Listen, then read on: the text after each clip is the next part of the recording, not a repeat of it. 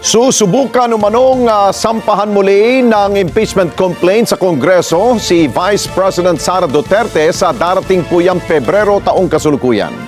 Yan po ang paniniwala ng Presidential Sister, Senator Amy Marcos, lalo't matatapos na sa susunod na buwan. Sa Pebrero, yung pong one-year ban kung saan pwede na ulit maghaya ng reklamo laban sa pangalawang Pangulo.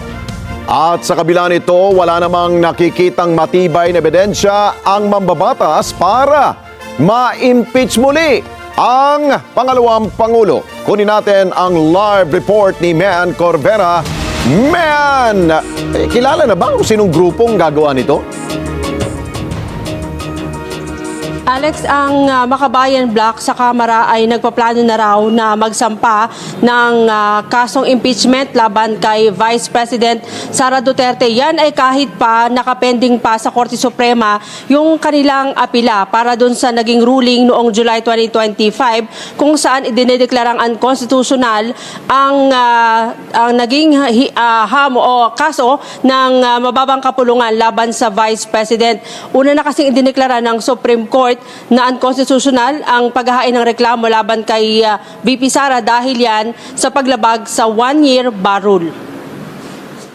Asahan na raw na muling bubuhayin ng impeachment laban kay Vice President Sara Duterte sa Pebrero. Yan ang paniniwala ni Senator Amy Marcos lalo't matatapos sa susunod na buwan ang one-year ban sa pagsisampa ng impeachment.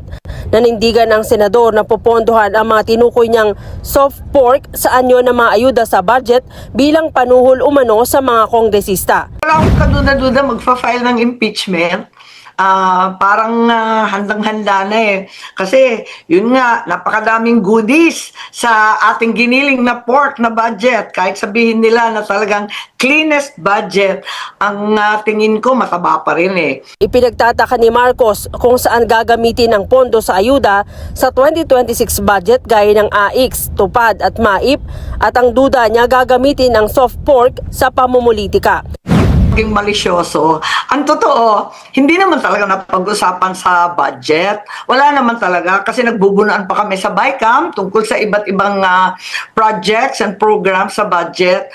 Pero nung nakita ko, eto nga, ng mga gilingan ng baboy, ayan na, yung mga napakaraming soft na lumobo, ang laki-laki, more than twice the amount that was stipulated by the President in the NAP. Pagkatapos, nakita ko yung mga farm to Market Road, tapos yung kung ano-ano talaga napakarami at yung kinakaltasan napakahalaga. Para sa akin, wala itong uuwian kundi politika. It's a very political budget to my mind. May impormasyon pa ang mambabatas na napangakuan umano ang ilang kongresista ng soft pork mula sa AIX, TUPAD at MAIP. Pero hindi masabi ng mambabatas kung nasabing alok ay para umusad o suportahan ng mga kongresista ang impeachment laban kay Duterte.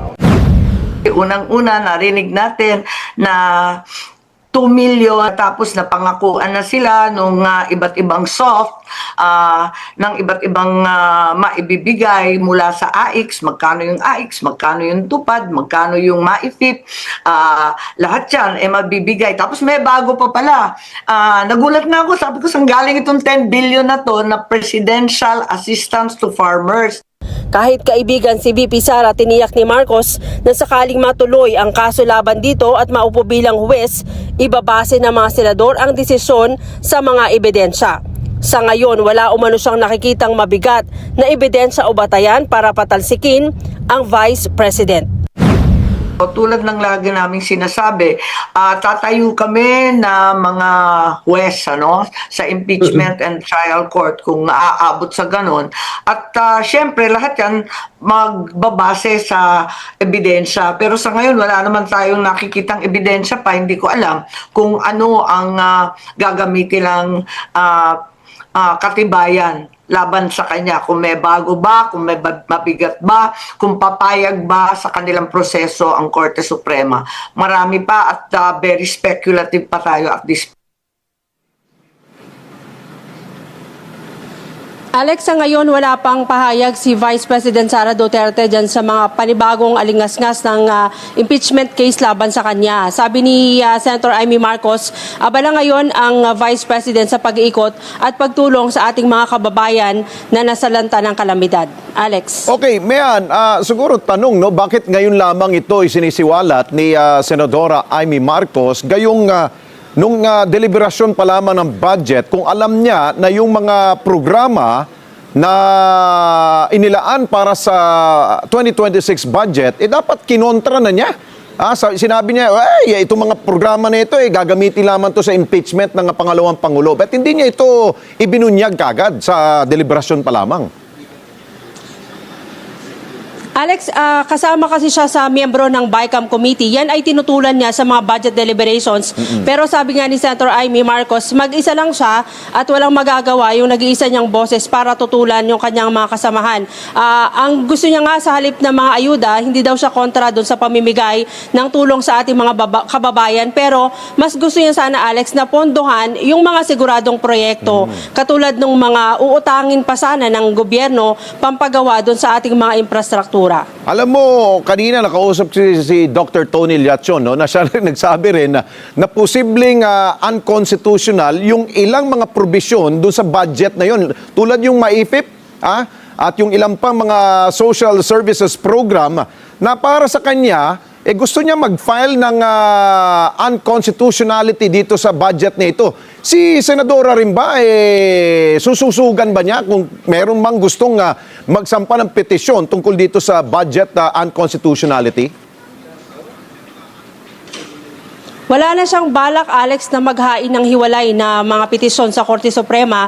Pero kung may maghahain daw ng mga reklamo tungkol dun sa pambansang budget, susuportahan niya yan. Ang sabi ni Marcos, tutol siya dun sa mga probisyon ng budget, katunayang hindi siya lumagda dun sa BICAM report. Okay.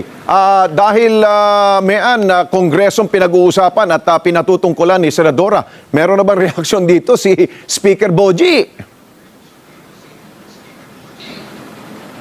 Wala pa silang pahayag, Alex, at kung ang mga kaso bang isasampa ay katulad din ng mga isinampa noong nakaraang taon. Okay. Maraming salamat sa iyo, Man Corvera.